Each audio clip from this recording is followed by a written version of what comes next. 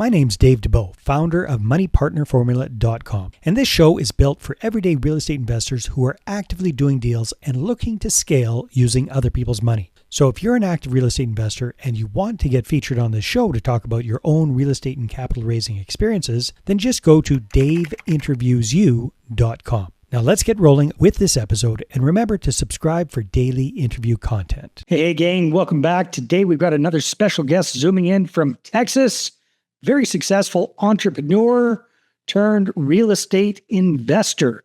So we've got Onyi Odunkuwe, and I know I mispronounced the name. I apologize for that. But Onyi has a very, very interesting story because he has built up a phenomenally successful, I believe, a franchise business and parlayed that into real estate. So that's what we're going to be talking about today. So Onyi, welcome to this call. Thank you so much. Appreciate it. Thank you for having me. All right. So first things first, we're recording this in March of 2026. Give us a little snapshot of what real estate investing looks like for you and your company. What do you invest in? What does the current portfolio kind of look like? Just kind of give us an overview, if you would. Yeah. So what I invest in, I have a little bit of everything, but like 90% of my portfolio is commercial retail.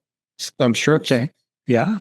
So have 28 buildings currently, close on one next week, and then close on another in a couple months.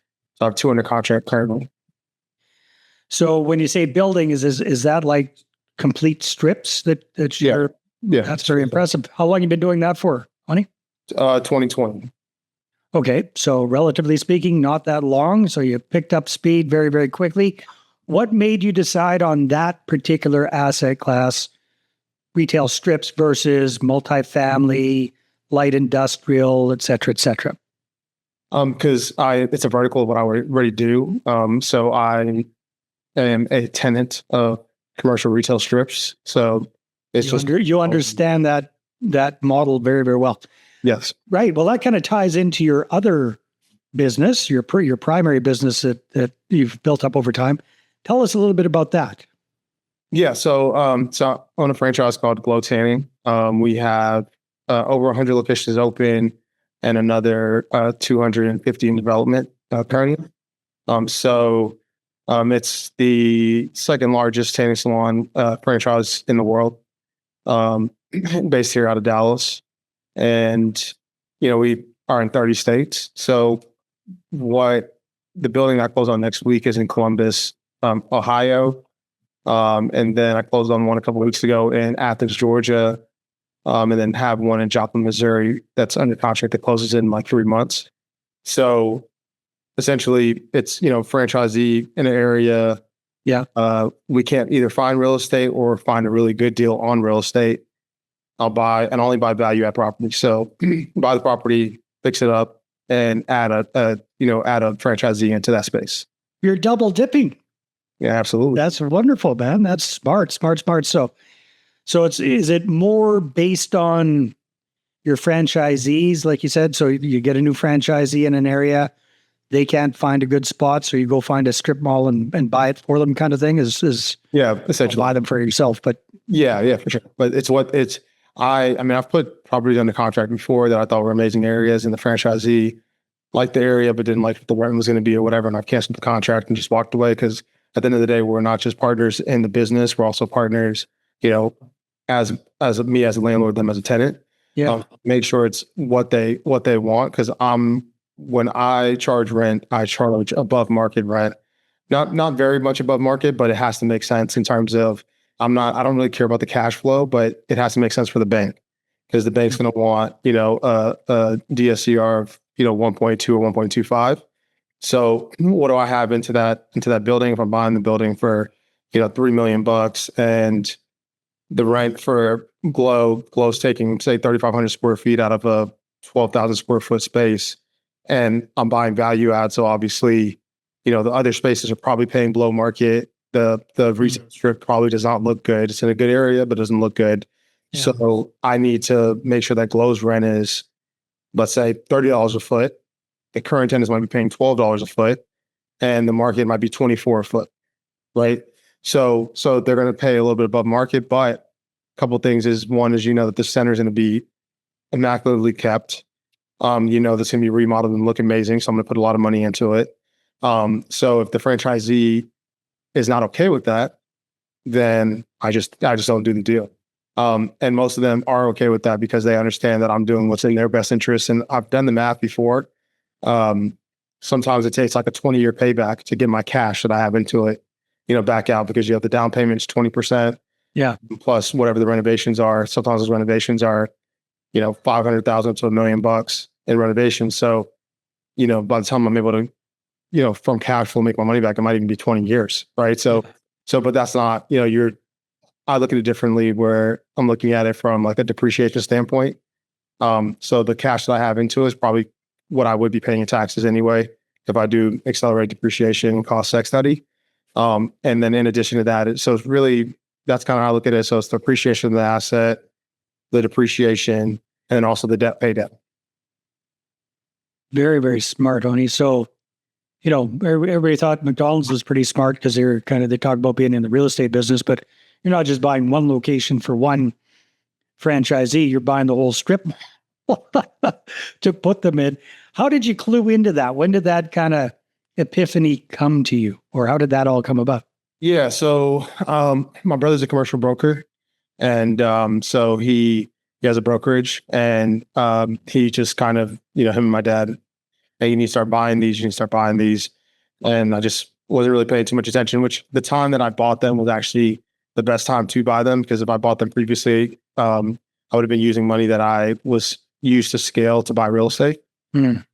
So that it just wasn't the position. Now that I have, an immense amount of cash flow, I'm putting in $5 to almost $10 million a year into commercial. Because, if I'm buying a building, my buy box is anywhere from $1 million to, $6 million. So if I'm buying, well, more than that, actually, I closed on one New Year's Eve last year that was $7.8 million. So, but like, on a deal like that, a $7.8 million deal, the down payment was like 1.4. Right. So you're putting in, anywhere from, 200,000 to 300,000 up to $1.4 million in every single deal. And I'm closing 5 to 8 of these a year. Right. Yeah. So it's very cash intense. Mm-hmm. But I'm also buying value add property. So what I'm doing now is I'm buying the property, increasing the value, changing out tenants. And once the value is there and the property is pretty much stabilized, then I'm going back and refining the property. Yeah. So you're doing basically a BRRRR. Yep. On a commercial strip mall. Yep. Exactly. How long? What's the turnaround time typically? Now that you've done a whole bunch of these, I would say it's about 1.5 years, probably. Depends on how big. I have one project that I'm finishing up right now. I bought it in December 2024, and I should be 100% done with it in terms of all tenants in there and paying rents. Probably by the end of next month. So probably 18 months. And that project, I bought the building for 5.5. I've put in probably a little less than 2 million cash between the down payment and the renovations. The city is giving me about $100K towards the renovations as part of a beautification grant.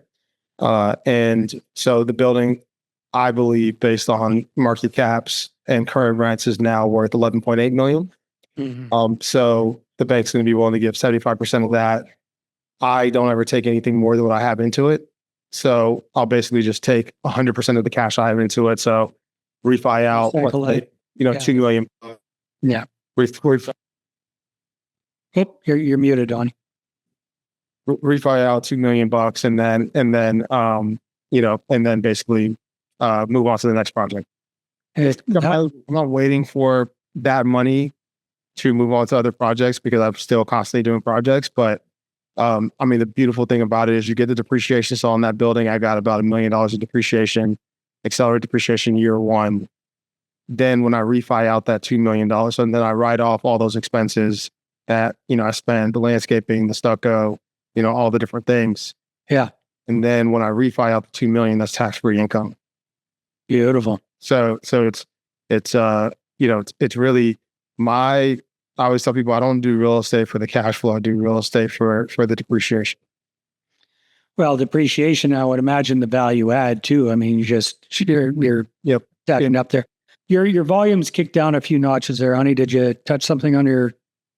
No, it should be fun. Is it good now? Mm, yeah, it's okay. It sounded like it went down a few notches. Hey there, if you're a capital raiser, a syndicator, or a fund manager, and you're looking for a steady flow of incoming accredited investor leads, then go ahead, grab a free copy of my new book, How to Get 20 Accredited Investor Meetings Every Month Without Cold Calling, Networking, or Chasing People. You can get that at 20accreditedinvestorsbook.com. Again, that's the number 20accreditedinvestorsbook.com. Okay. That's okay. Okay, very, very cool. Yeah, that's a very, very smart model. Congratulations for that. So you got it. You got the two businesses going. You've got, I believe you said you've got franchisees in 30 plus states. Is that what you said? Yes, sir. So how do things work when you're managing these properties from a distance? How do you typically manage that? Yeah. So the amazing. So I own a real estate brokerage and a property management company. But really, honestly, the franchisees are my property manager essentially. So I have a like a college bar at one of my locations, one of my buildings I own in Fayetteville, Arkansas, and my franchisee, send me pictures of like beer bottles, in the parking lot and on the grass and all that. So I just send it to the tenant, but they basically watch after the property because it's in their best interest, right? Smart. So essentially the franchisee is essentially the property manager because they're telling me what's going on the ground if there's an issue. Now, are these all triple net lease properties as well? Absolutely. Yeah. There's some that are not, but those are inherited leases, and I convert them all to triple net. Yeah. So that takes care of a lot of the management. I mean, that's absolutely maintenance and whatnot. Very, very smart. So yes. How do you balance out running a franchise company, which I can't even imagine there's got to be a lot of complication in that business and a lot of focus on that. And then the real estate brokerage, the property management. Do you have managers under you kind of doing different things, or how do you keep tabs on everything on a day-to-day basis? Yeah. So, I mean, I have a whole corporate staff. I have like 1,000 employees. So I have a whole corporate staff. I'm really a master delegator. So I have, people for everything. So property manager, an accountant, for property accountant, controller for, all the different businesses. So really it's just more just kind of, so I have a, maintenance department. I have, all these different, departments and people under that kind of help things flip. Nice. Well, congratulations. You make it sound easy, but I know there was a ton of work and effort and sleepless nights involved with building something like that up. So now what are your goals? What are your plans moving ahead? Where do you see yourself taking the franchise company and the real estate company? Yeah. So the franchise company will probably open 75 locations this year. So that, going through a little growing pains in terms of, bringing on a bunch of new franchisees and all that. And getting them constructed. I'm also have a construction company, and we build more than probably half of the locations. So that's on that. On the real estate, just continue to do the same exact thing, and also fill vacancies because I have a decent amount of vacancies currently, just from clearing out old tenants and the renovations and all that. And I like to buy vacant buildings. Most people who buy buildings when they're fully occupied and they're buying them for the cash flow, and they're just buying us, 6 cap or whatever it is. I'm buying buildings that are value add, right? And part of that value is filling the vacancy. So obviously low fills one part, but then there might still be a vacancy that's left over. Right. So filling those vacancies. And then, I have a couple other franchises that I'm starting right now, a coffee company and also a nail salon franchise. And those are also, good companies to use to fill vacancies. Yeah. Plunk in your own franchisees and your own strip malls. That's really, really brilliant. I'm curious, Onyi, how, like, when you're bringing on a new franchisee, so it's not every franchisee that you're going out and buying a strip mall for because you've got hundreds of them, right? I don't have enough money to do that if I want. Well, yeah. Plus, there might not be enough strip malls either, depending on how many franchisees you have.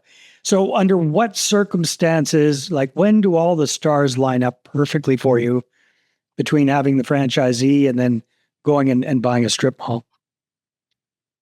Yeah, no, that's a good question. So typically, I own the real estate brokerage that does all the site selection for every location nationwide.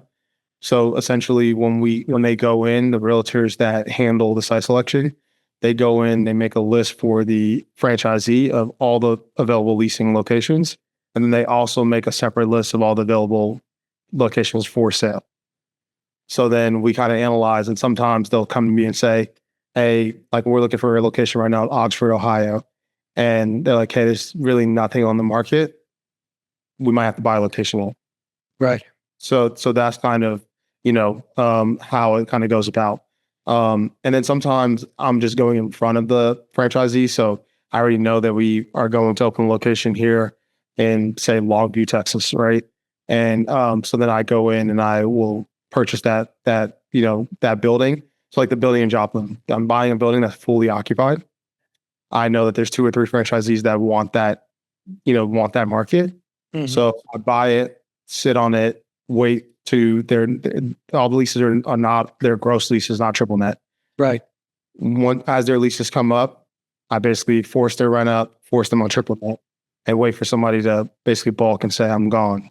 Mm-hmm. And once that person leaves, I backfill it with glow. Yeah. Yes. So basically either one is you just pay it or you leave and then I already have a tenant to fill that space. So for most of these strip malls, are they on market or off market deals that you're getting? I would say it's probably 60-40, 60 on market, 40% off market. Okay. Yeah. And then some of the deals, I mean, like the one in Joplin's the owner's finance deal.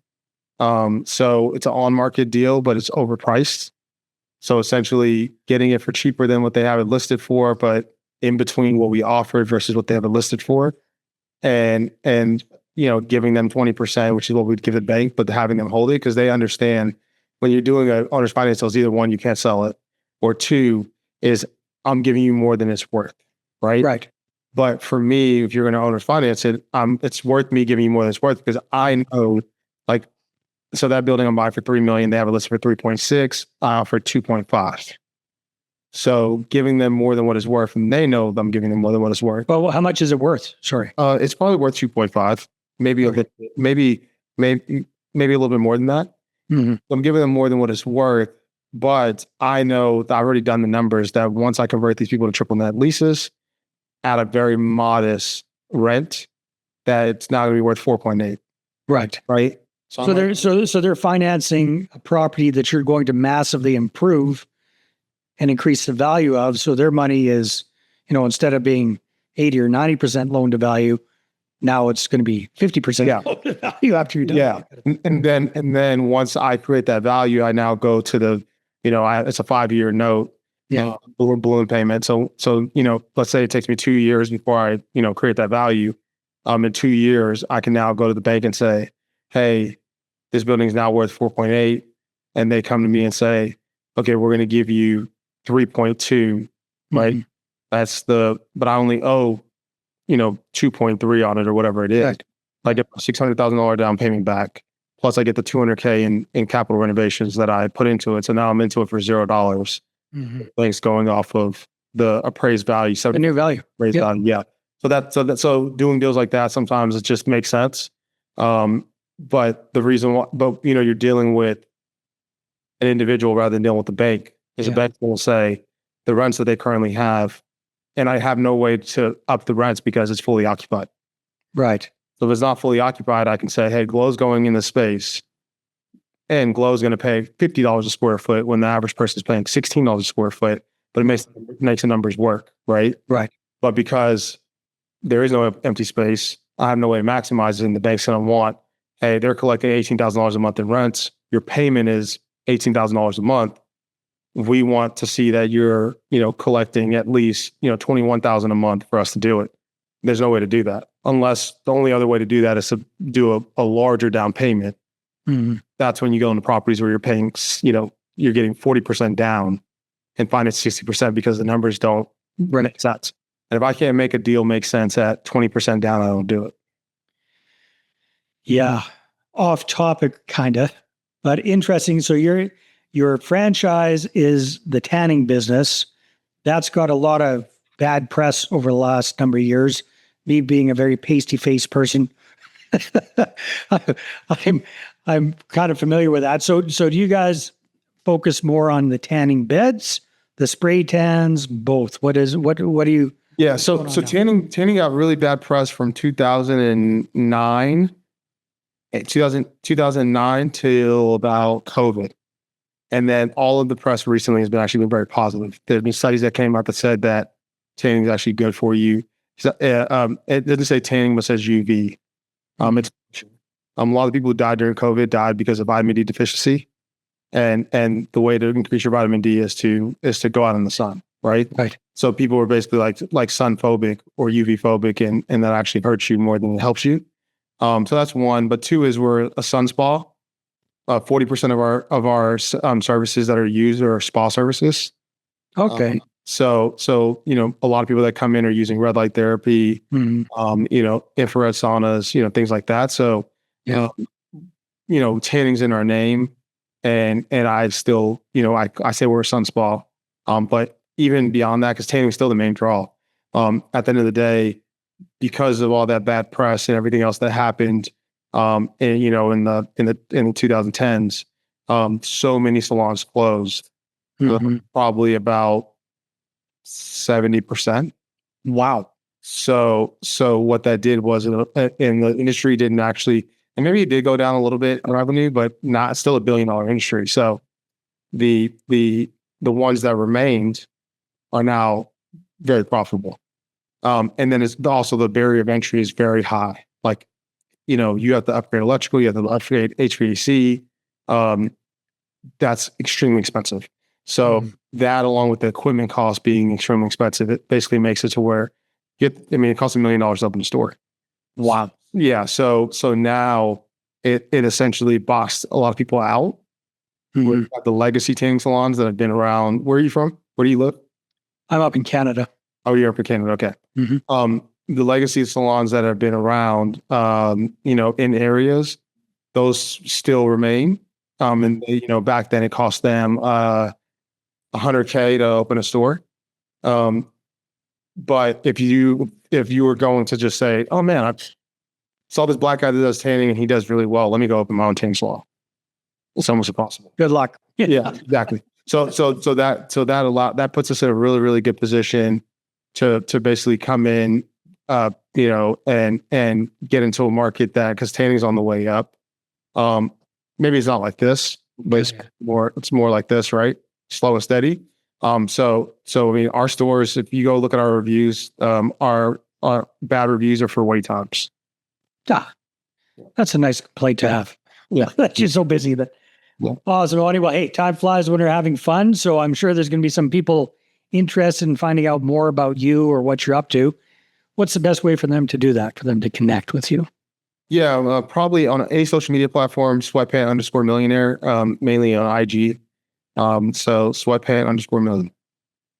Very good. Well, congratulations on both businesses and how you've combined both, and how you're, not only growing your franchise business, but buying the property to put the franchisees in is absolutely brilliant. So good on you for that. That's fantastic. Awesome. I appreciate it. Thank you so much. All right, everybody. Thanks for tuning in, and we will see you on the next one. Hey there, I really hope you enjoyed that episode. And as always, if you want to listen to more daily interview content, make sure you subscribe. And if you're an active real estate investor and you're doing deals and you'd like to get featured on this show, then just head over to daveinterviewsyou.com.